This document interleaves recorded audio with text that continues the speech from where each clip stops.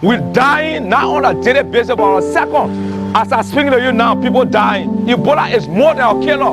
I'm still searching for a word to relate to Ebola. If the international community cannot come to our rescue, the God we fear will not ever.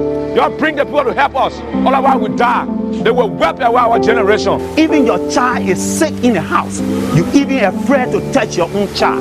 That's how desperate our society has become. It's so scary. Your wife gets sick, you even afraid to even hold her, or your husband, or your child, or your neighbor. We are even refusing our family members from visiting us because we don't know who they are. We don't know whether they are carrying this virus. That's how terrible and how breakdown our whole country is.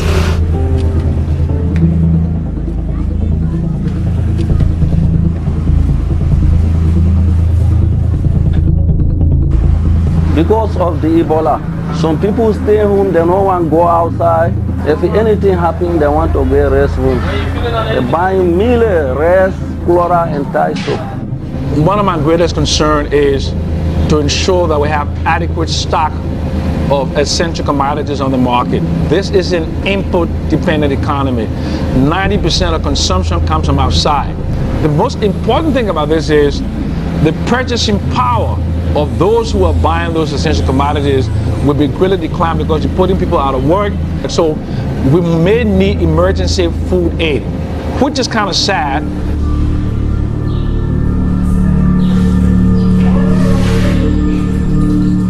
Ebola has caused serious damage or delay in the process of my education because I have only 1 week to complete my study at undergraduate, and government announced that Ebola, all schools should close, and I said a complete setback to me.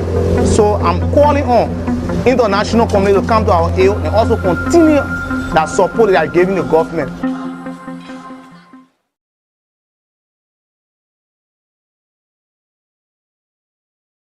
Ladies and gentlemen, brothers and sisters in Australia, we are very thankful for your support. I myself will stay here. The reason why is obviously in chapter 10 of John. It says the shepherd will stay when the enemy comes. The hireling will leave. The hireling, the one who is paid money, he will leave, will run away when the enemy comes. So unfortunately I can't come.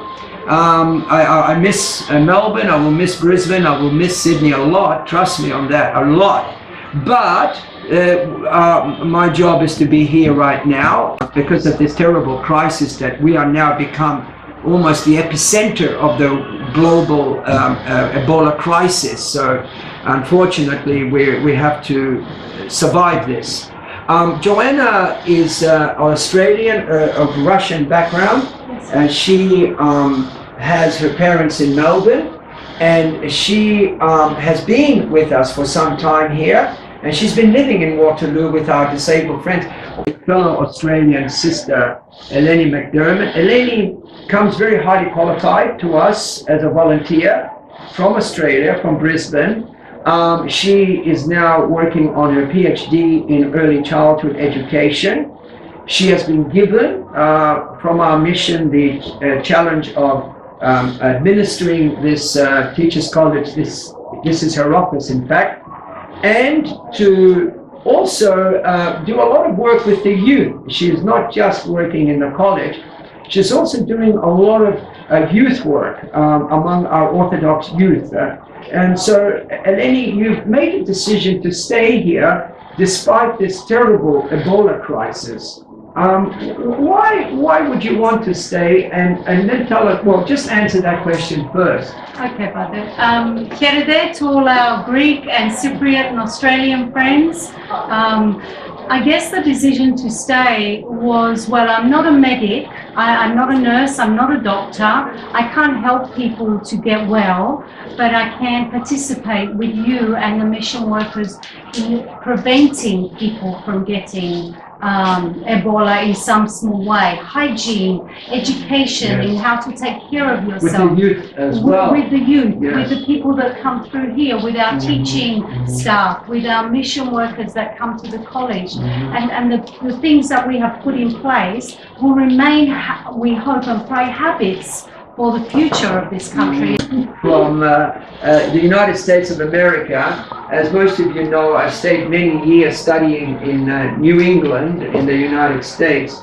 And the final place that I was studying at Brown University was in a city called Providence in the state of Rhode Island.